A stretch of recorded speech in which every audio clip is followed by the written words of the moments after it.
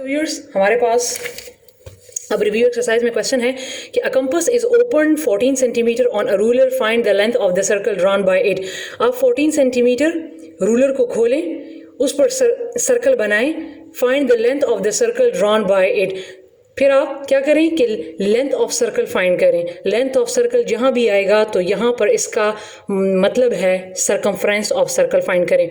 और ये जो कंपास दिया हुआ है, compass is open 14 centimetre on ruler R, इसको आप इसको प्रैक्टिकली करें तो आपके पास 14 सेंटीमीटर जो है वो रेडियस आपके पास आएगा। ठीक है, आप इसको प्रैक्टिकली ड्रॉ करें कंपास पे तो 14 सेंटीमीटर आपका रेडियस बनेगा। ये रेडियस की बात हो रही है। रेडियस मेरे पास है 14 सेंटीमीटर और लेंथ ऑफ सर्कल का मतलब है सरकमफ्रेंस। तो मेरे पास रेडियस गिवन है, सरकमफ्रेंस मालूम करना है, तो इसको मैंने 2 पाई आर वाले फार्मूले में पुट करना है। तो circumference 2 multiply by 22/7 multiply by radius है 14, 7 1 टाइम 7, 7 2 टाइम 14। आप इसको प्लस कर लें तो आपके पास सरकमफ्रेंस जो है वो आ जाएगा 18 cm, 88, ठीक है, सॉरी 88 cm आ जाएगा। ठीक है, अब मेरे पास नेक्स्ट क्वेश्चन है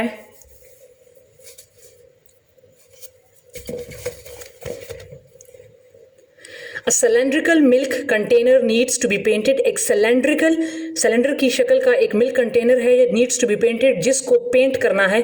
If the cylinder is 7 metre long, अगर सिलेंडर जो है वो 7 मीटर लॉन्ग मीन लंबा हाइट है उसकी, विद रेडियस ऑफ 2 मीटर और रेडियस उसका 2 मीटर है, find the cost of painting it. तो बताएं कि इस पर कितना खर्चा आया। इफ पर मीटर स्क्वेयर, अगर पर मीटर स्क्वेयर की जो प्राइस है वो 27 रुपीज़ है।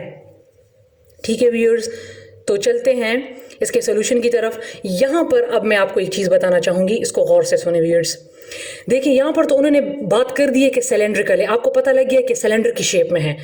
अब आपको कैसे पता लगेगा कि ये एरिया ऑफ सिलेंडर का पूछ रहे हैं, सरफेस एरिया ऑफ सिलेंडर का पूछ रहे हैं, या ये वॉल्यूम ऑफ सिलेंडर का पूछ रहे हैं? क्योंकि इन्होंने यहाँ पर कहीं मेंशन नहीं किया कि find the surface area of cylinder या find the volume of cylinder. तो आप ये बात याद रखें कि जब भी यूनिट, ये यूनिट दिया हुआ है यहाँ पर, ये वाला, ठीक है, इसमें कहीं ना कहीं आपको कुछ ना कुछ ऐसा दिया होगा जिससे आप पता लगा लेंगे कि हमने इसको किस फॉर्मूले में पुट करना है। देखिए यहाँ भी 7 मीटर दिया है, यहाँ भी 2 मीटर दिया हुआ है, यहाँ से आपको पता नहीं लग रहा, लेकिन यहाँ पे फिर आप अगर देखें तो इफ पर मीटर स्क्वायर, तो जब भी हमारे पास स्क्वायर गिवन होता है तो वो हमारे पास एरिया होता है। ठीक है, सिलेंड्रिकल मीन सिलेंडर तो गिवन है, सिलेंड्रिकल शेप में है, तो मीन ये सिलेंडर का फॉर्मूला है, लेकिन कौन सा, ये सरफेस एरिया ऑफ सिलेंडर की बात हो रही है। अब आपको कैसे पता लगेगा कि वॉल्यूम, तो वॉल्यूम के लिए उन्होंने क्या दिया होगा, यहाँ पर स्क्वायर दिया है, और वॉल्यूम के लिए यहाँ पर उन्होंने क्यूब दिया होगा। अगर उन्होंने कहीं पर नहीं दिया कि फाइंड द वॉल्यूम, तो उन्होंने फिर कहीं ना कहीं यूनिट के साथ जो है वो यूनिट जो है वो क्यूब में दिया होगा, तो वहाँ से आप अंदाज़ा लगा लेंगे कि ये वॉल्यूम का फॉर्मूला है। जैसे है, मैं आपको अभी थोड़ी देर पहले मैंने आपको 12.2 में क्वेश्चन नंबर 2 करवाया, तो इसमें कहीं भी मेंशन नहीं है कि find the volume of cylinder. ठीक है, बॉल पॉइंट जो है वो तो आपको पता लग गया कि वो किस शेप में होता है, वो मतलब उसकी जो शेप होती है वो लंबी होती है। ठीक है, लेकिन अब यहाँ पर नहीं आपको पता कि ये वॉल्यूम ऑफ सिलेंडर की बात हो रही है या area, surface area of cylinder की बात हो रही है। तो आपको कैसे पता लगेगा, यहाँ पर mm क्यूब। अभी आप देख लें, इसके साथ तो mm दिया हुआ है, लेकिन ये आप देख लें कि जो चीज़ फाइंड करनी है उन्होंने बता दिया है कि mm क्यूब। तो यहाँ से हमने अंदाज़ा लगा लिया था कि ये वॉल्यूम ऑफ सिलेंडर का फॉर्मूला है। ठीक है, तो अगर स्क्वायर में दिया हो, अगर स्क्वायर में दिया हो तो वो एरिया का फॉर्मूला होगा, और अगर क्यूब में दिया हो तो वो वॉल्यूम का होगा।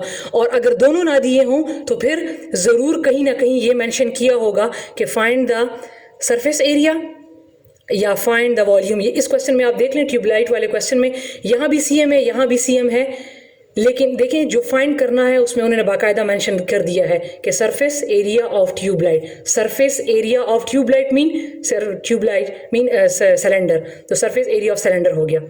ठीक है, जिसमें मेंशन करना होगा। देखिए यहाँ 15 m है, यहाँ पे 3 m है, लेकिन आगे उन्होंने दे दिया है find the volume of cylinder mention कर दिया है।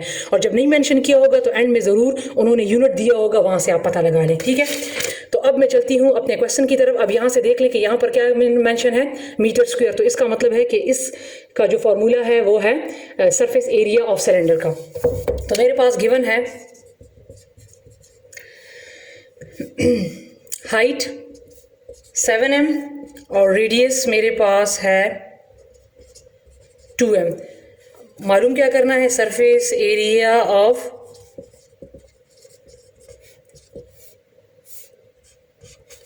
सिलेंडर। ठीक है, पहले हम ये मालूम कर लेंगे, फिर उसके बाद में हम जो एंड में कहा है ना प्राइस कॉस्ट मालूम करनी है, वो फिर हम बाद में मालूम करते हैं। लेकिन यहाँ पर इसका पहले मतलब ये है कि यहाँ पर पहले हमने एरिया ऑफ सिलेंडर फाइंड करना है। ठीक है, सरफेस एरिया ऑफ सिलेंडर। तो मेरे पास सरफेस एरिया ऑफ सिलेंडर जो है वो 2πr h प्लस r। तो 2 जो है वो अपनी जगह पे, मल्टीप्लाई 22/7 मल्टीप्लाई रेडियस मेरे पास क्या है 2। ठीक है, हाइट मेरे पास का है 7 प्लस रेडियस 2, फिर 2 multiply by 22/7 multiply by 2, 7 plus 2 9। ठीक है, अब यहाँ पर मैं लिख लेती हूँ 2 multiply by 22/7 multiply by 2 9 time 18। ठीक है, जब आप इस सब को मल्टीप्लाई कर लेंगे तो आपके पास आ जाएगा 792 डिवाइडेड बाई 7। जब आप इसको डिवाइड कर लेंगे तो आपके पास आ जाएगा 113.142 समथिंग आ जाएगा। ठीक है, ये आपके पास डिवाइड करने से आ जाएगा। अब आपने क्या करना है कि उन्होंने कहा है कि if per metre square cost is find the cost of painting if per metre square cost is 27 rupees. आपने क्या कर लेना है कि 27 को इसके साथ क्या कर लेना है, मल्टीप्लाई कर लेना है। तो जब आप इसको मल्टीप्लाई कर लेंगे तो आपके पास आ जाएगा 3054.8 रुपीज़। ये रुपीज़ है क्योंकि उन्होंने आखिर में कहा है कि फाइंड द कॉस्ट, प्राइस मालूम करें, तो ये कॉस्ट आ गए। ठीक है, रुपीज़ आ गए हैं, पैसे आ गए हैं। अब हम नेक्स्ट क्वेश्चन की तरफ चलते हैं। हमारे पास नेक्स्ट क्वेश्चन नंबर 4। हमारे पास क्वेश्चन नंबर 4 है कि a cold drink tin has the radius of 3 centimeter and is 10 centimeter in height. In a junkyard, its height is compressed to 1.5 cm. Find its volume before and after the compression. Question में कहा गया है कि एक cold drink की tin है, ठीक है, जिसका रेडियस 3 cm है एंड इज 10 सेंटीमीटर हाइट, और जिसकी हाइट जो है वो 10 सेंटीमीटर है। In a junkyard its height is compressed. वो जो अक्सर लोग टिन जब पी लेते हैं तो उसको उस पर वो पाँव रख देते हैं, उसको कंप्रेस कर देते हैं। ठीक है, तो क्या कहता है कि कोल्ड ड्रिंक पीने के बाद उसको कंप्रेस कर दिया गया, जिससे उसकी जो हाइट है वो 1.5 हो गई। Find its volume. अब यहाँ पर मेंशन कर दिया है कि इसका वॉल्यूम फाइंड करे बिफोर पहले एंड आफ्टर बाद में कंप्रेशन, कि जब उसको कंप्रेस नहीं किया गया था तो उससे पहले उसका वॉल्यूम कितना था, और जब उसको कंप्रेस कर दिया गया, ठीक है, जिसमें उसकी हाइट कम हो गई, तो उसके बाद उसका वॉल्यूम कितना रह गया। तो आपने क्या करना है कि हमने इसमें 2 मरतबा वॉल्यूम का फॉर्मूला जो है वो हमने यूज़ करना है। ठीक है, तो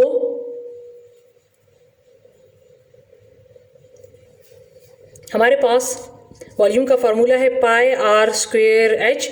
हमारे पास गिवन है, गिवन बिफोर, पहले मैं बिफोर कंप्रेशन का मालूम कर रही हूँ। कंप्रेशन क्या था, रेडियस मेरे पास 3 cm और जो हाइट है वो मेरे पास है 10 cm। अब आपने क्या करना है, इसको ऊपर वाले जो है फॉर्मूले में पुट कर लें। ठीक है, तो v equal to 22/7 multiply radius कितना है 3, लेकिन रेडियस स्क्वायर में 2 मरतबा इसको लिखना है। मल्टीप्लाई हाइट कितनी है 10, इस सब को मल्टीप्लाई कर लें तो मल्टीप्लाई करने से आपके पास आ जाएगा 1980 डिवाइडेड बाय 7। जब आप इसको डिवाइड करेंगे तो आपके पास आ जाएगा 282.8 समथिंग।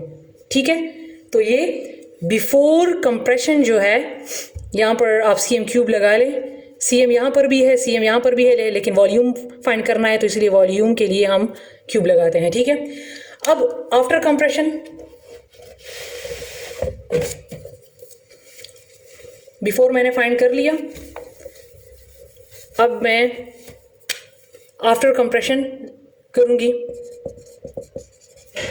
आफ्टर कंप्रेशन मेरे पास गिवन क्या था, रेडियस तो वही है 3 cm, लेकिन अब हाइट चेंज हो चुका है। उन्होंने कहा है कि it's height is compressed to 1.5 cm। इस फॉर्मूले में पुट कर लें, v equal to 22/7 multiply radius कितना है 3 मल्टीप्लाई 1.5, इन सब को आप मल्टीप्लाई कर लें तो ये आपके पास आ जाएगा 297 डिवाइड बाय 7, तो ये आपके पास आ जाएगा 42.42 cm क्यूब। ठीक है, तो ये भी आफ्टर कंप्रेशन आ गया और वो जो था वो बिफोर कंप्रेशन था। ठीक है व्यूअर्स, अब हम चलते हैं अपने नेक्स्ट क्वेश्चन की तरफ। हमारे पास नेक्स्ट क्वेश्चन है क्वेश्चन नंबर 5। तो क्वेश्चन नंबर 5 है हमारे पास कि find the area of the head of the screw if its diameter is 14 mm। के एरिया फाइंड करें हेड ऑफ द स्क्रू के हेड का। ठीक है, if its diameter is 14 mm, यहाँ पे स्क्रू आप वो भी ले सकते हैं, हम जिसको कील बोलते हैं उर्दू में। ठीक है ना, कील। ठीक है, तो कह रहे हैं कि उसके हेड का, उसका जो हेड होता है, कील का जो हेड होता है वो गोल होता है ना, तो area of head of the screw find करें अगर उसका डायमीटर 14 mm है। तो यहाँ पर देखिए area of head of the screw का हेड क्या होता है, गोल होता है, तो मीन ये एरिया ऑफ सर्कल की बात हो रही है। ठीक है, तो मेरे पास गिवन है डायमीटर जो कि है 14 mm और एरिया ऑफ सर्कल मैंने फाइंड करना है।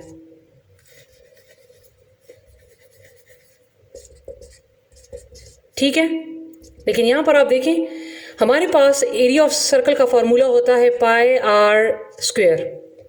ठीक है, अब यहाँ पर डायमीटर गिवन है और हमें चाहिए रेडियस यहाँ पर गिवन नहीं है, तो पहले हम क्या करेंगे कि पहले हमने रेडियस मालूम करना है।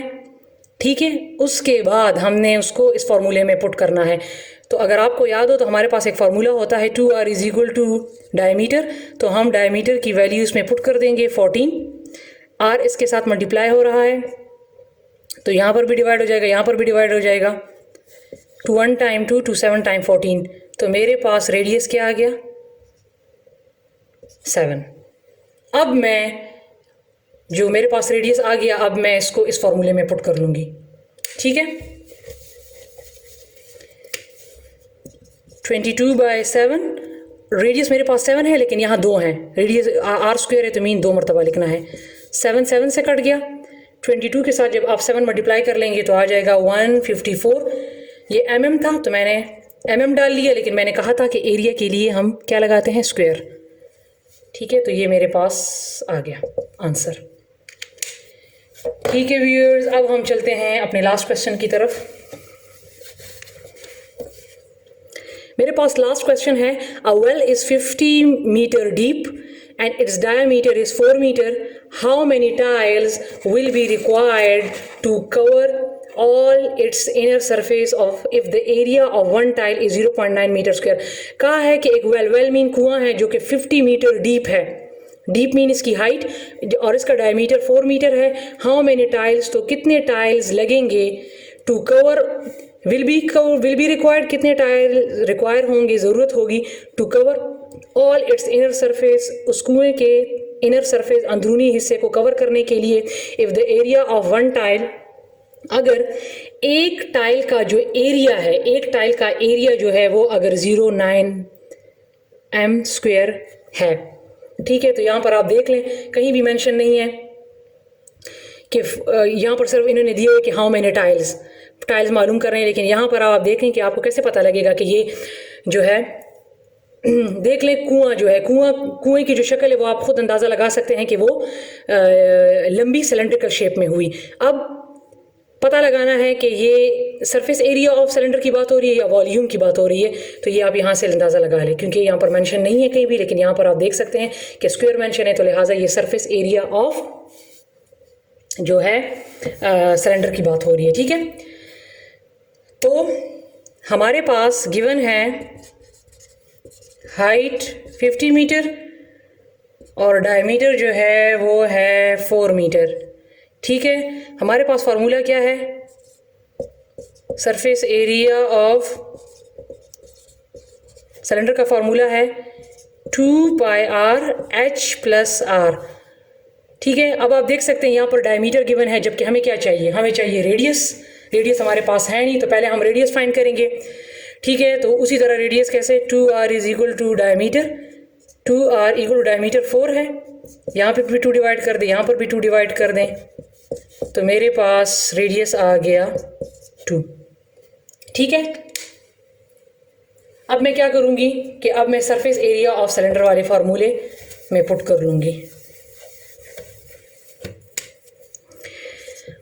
2πr/h+r, तो 2 × 22/7, रेडियस अभी मेरे पास आया था 2 × 2, हाइट मेरे पास क्या गिवन थी 50 + 2, ठीक है।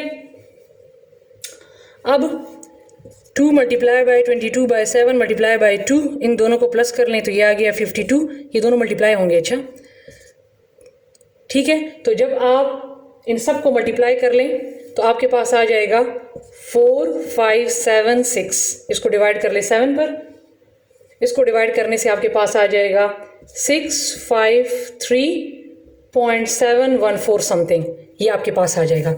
अब मालूम क्या करना है, how many tiles will be required to cover all its inner surface if the area of one tile is 0.9, तो कितने टाइल्स लगेंगे अगर एक टाइल का जो एरिया है वो 0.9 है, तो आपके पास जो ये आया है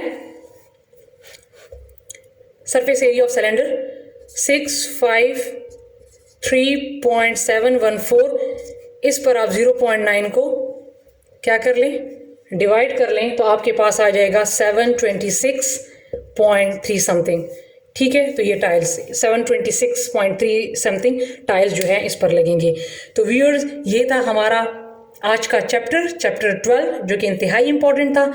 हम इंशाल्लाह अब क्लास 8 की मैथमेटिक्स स्टार्ट करेंगे, उसमें जो जो इम्पॉर्टेंट टॉपिक्स होंगे हम उन्हीं को करेंगे, क्योंकि जो टेस्ट में रिपीट हुए हैं, ठीक है, जिनसे MCQs ज़्यादा आए हैं, तो हम उन्हीं टॉपिक्स को पहले करेंगे, फिर अगर टाइम बच जाता है तो जो चैप्टर बीच में रह गए हैं उनको भी कर लेंगे, लेकिन सबसे पहले हमने चूँकि टेस्ट की तैयारी करनी है तो हम सबसे पहले इंपॉर्टेंट टॉपिक्स को कवर करेंगे, ठीक है। तो मिलते हैं अपनी अगली वीडियो के साथ, तब तक के लिए अपना बहुत सारा ख्याल रखिए, अल्लाह हाफ़िज़।